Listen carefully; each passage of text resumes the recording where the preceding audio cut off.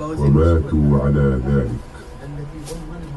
اللهم بك آمنا فاغفر لنا ذنوبنا ويسر أمورنا واشرح صدورنا. اللهم قنا شرور أنفسنا وسيئات أعمالنا. اللهم آمنا في روعاتنا.